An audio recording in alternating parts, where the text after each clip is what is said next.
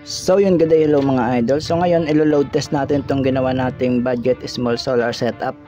So try natin yung electric drill tapos grinder kung kaya ba na tong 60Ah battery natin, no? 40 pieces na lithium ion.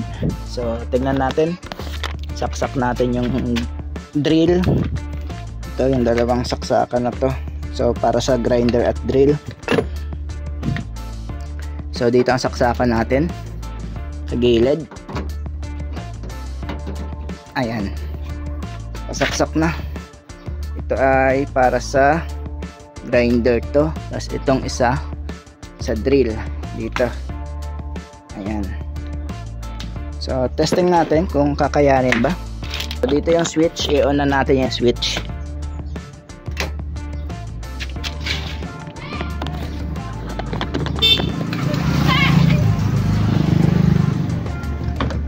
So try natin yung grinder muna, no? So yan, kaya niya.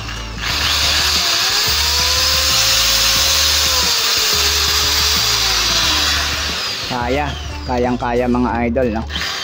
So yung grinder naman, ito.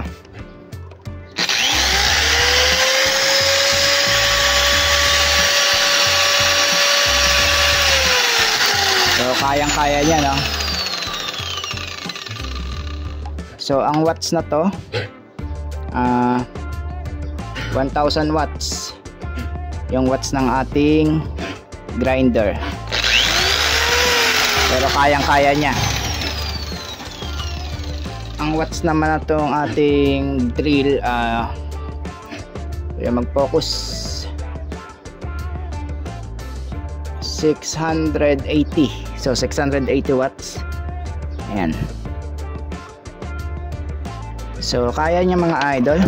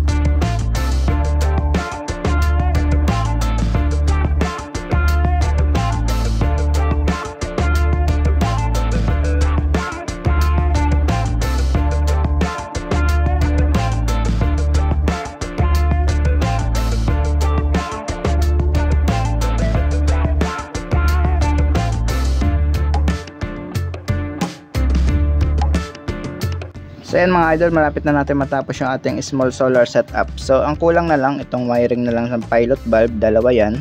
So yung isa hindi pa natin nakakabit. So ito yung gagamitin nating wire dyan. So marami yung wire sa loob. So yan yung lalagay natin dito. Ang connection na to dito lang sa output ng ating to 20 volts. Tapos yung isa, ito to 20 volts to. Yung isang pilot bulb natin at 12 volts lang. So dito ko na lang rin nga i-connect. Pero doon ko na siya i-connect, no, para malinis-linis tignan. So hindi na masyadong maraming wire na nakalabas. Yung outlet natin sa dulo ko nilagay, no, para in case na may magbukas na bata, medyo malayo-layo, hindi nila maabot. Ito 12 volts lang to, kahit at least kahit mahawakan nila hindi sila makukuryente, no. So ito 12 volts lang rin yung switch natin na sa 12 volts lang rin kumuha to ng supply, no. Pero papaganahin na to yung to 20 volts, itong itaas. To 20 volts yan, ito yung 12 volts natin. So kung mapapansin nyo, naka-jumper yan papuntang 12 volts. So kailangan tama yung connection, kasi kapag mali, magda-drop, maapektuhan yung ating low voltage disconnect pag nag-drop ng supply. Kapag pang ilaw lang naman to, tapos yung 12 volts na electric fan. So mahalaga lang diyan ay tama yung connection natin, kasi kapag mali, kunwari nasa 13.1, pag sinaksakan mo to ng ilaw na 25 watts, yung 13.1 magiging 12.9 na lang yun, mga ganon. So nagda-drop, kapag dalawa ang sinaksak mo, mas magda-drop palalo kapag tatlo tong pinagsaksakan mo. So kailangan tama yung connection para hindi maapektuhan yung ating LVD. So yan, so malapit-lapit na matapos to. So ito yung ating wire, malaki rin. At dalawa yung nilagay ko na sa positive. So hindi na to color coding, no. So nagtitipid kasi yung may-ari sa wire. So ito small setup lang to mga idol, no. So yung sa atin, ganito rin yung ginamit kong inverter at MPPT na charge controller. So papakita ko yung sa amin. So ito yung sa amin mga idol. Ito yung battery ko. Ayan. Parehas kami ng, so malikabok lang yan sa amin, no. Parehas kami ng inverter na ginamit. So subok ko na kasi ito, kaya ito na rin yung kinabit ko sa kanya, kasi budget lang yung yung setup na yon. Yan, sobrang tagal na to, ilang taon na to mga idol sa amin. So ayan din yung aming charge controller, parehas din kami. Meron pa sa taas ako. So yan, ito yung battery ko. So balik tayo doon. So ito yung kanya, yung blower mga idol, nakakonect lang to sa switch din, no. Na kapag itong isang switch ang ginamit mo, so under yung inverter, so under din yung isang blower dito sa taas. So yung isang switch naman para doon sa ating, kasi kadalasan ginagamit nila itong 12 volts lang, no, kasi electric pa nila 12 volts. Kinonvert ko na rin, tapos yung ilaw 12 volts lang rin, kaya ito halos ang ginagamit. So ngayon minsan lang sila gumamit na tong to 20 volts kapag brown out. So ayan, saka lang gagana yung inverter natin. So pwede naman nila ipagsabayan kung gusto nila. So yan mga idol, hinihintay na lang natin yung isa pang pilot bulb, no, hindi pa natin na ikakabit. So nakabang lang yung wire. So in order pa kasi natin. So yan ang setup natin, na ikabit na natin yung wires doon sa ating sinabi, pati yung outlet na ikabit na natin. Ito palang output dito, may protection tayo dito, no, may fuse. Yan, may fuse tayo dyan para sa protection ng DC. So dito naman yung ating switch para sa AC, ito yung switch para sa DC. So yung AC natin, switch to para dito sa ating relay, tapos yung relay ang magsi-switch ng inverter natin, no. So 10 ampere yung maximum ng switch. So kayang-kaya rin naman ng switch yung ating load. Tatlo lang naman ang load natin. Ang load natin at 25 watts na ilaw lang. Tapos yung electric fan 25 lang rin. So umaabot yun ng 2 ampere, 2.5 mga ganon. So pag pinagsama-sama nyo yun, nasa almost 7.5 lang, no. So pero hindi naman yan sabay-sabay ite-testing mga idol, no. Tuwing gabi lang naman yung ilaw at yung electric fan sa umaga lang. So isang perasong electric fan lang naman yun. So yan, kaya naman ang switch natin, kasi ang maximum ng switch 10 ampere. Nakasulat naman yan. So ayan mga idol, ito-testing na natin. So ito yung battery natin, no. So 20 pieces sa taas, 20 pieces sa baba. So bale 40 pieces ito. 100 ampere yung BMS natin. 3.2 volts by 4S. So 5 MOSFET sa discharge at 5 MOSFET sa charging niya, no. So bale 10 pieces lahat yung MOSFET na ginamit. So nalagyan na rin natin ng ring lock terminal itong ating positive at ito yung negative. So testing lang naman natin itong mga idol. So gagamitan ko muna to ng nut. Hahanapan ko muna nut, kahit yung mga kinakalawang nut okay na yun, no. Testing lang naman natin mga idol kung gumagana ba, baka may mali sa connection natin. So check lang natin bago natin ibigay ito sa may-ari. Bali ito yung positive natin, yung bolt type, tapos yung negative natin yung screw. Ayan. Screw type.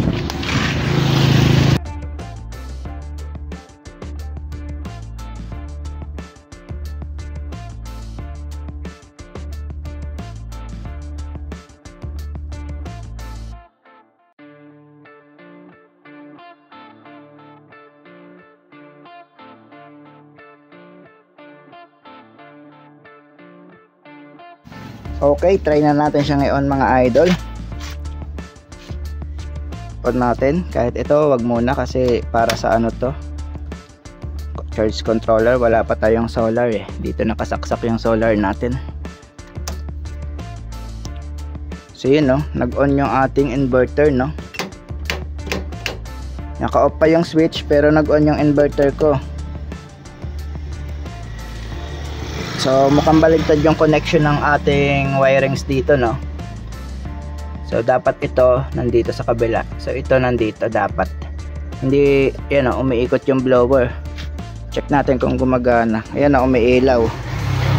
Ibig sabihin may output ito. Kapag ganyan, may output ito sa outlet natin. Baligtad yung ating solid state relay.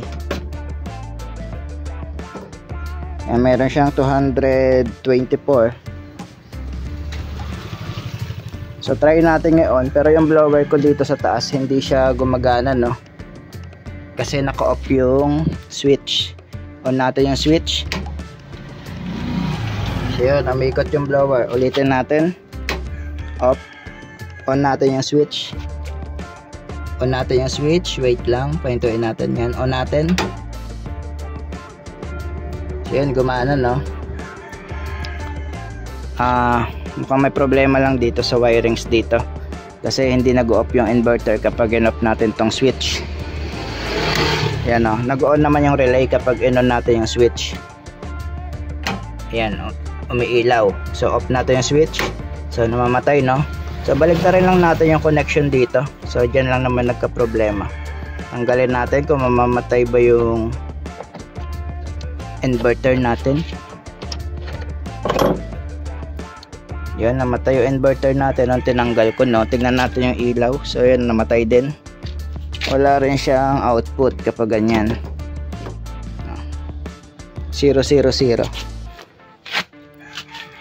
So baligtarin lang natin. Pag baligtarin natin yung ating connection dito. So nagkamali tayo dito, pero okay lang kasi hindi naman to ganun ka risk. Kahit magkabaligtaran is okay lang, no. So ito yung nandito dapat, tapos ito dito sa dulo. So kabit ko muna mga idol. So yun, nabaligtad na natin yung wiring, no, na to. So try na natin siya kung mabubuhay ba yung inverter kapag nakapatay yung switch. So yan, hindi siya buhay, no. So testingin natin yung, ayan, oh, patay na yung indicator natin sa labas. Tapos yung outlet, sukatan natin kung may supply. So kanina meron kahit nakapatay yung switch. So ngayon, so yan, 0, 0, 0. So on natin yung switch kung magkakaroon ba ng supply. So yan, meron siyang 226 volts. So gumana na rin yung pan sa taas. So try naman natin yung DC nya, no, itong tatlong saksakan dito. So nakapatay yung pan dito. So buksan natin. Check natin yung DC naman kung may supply.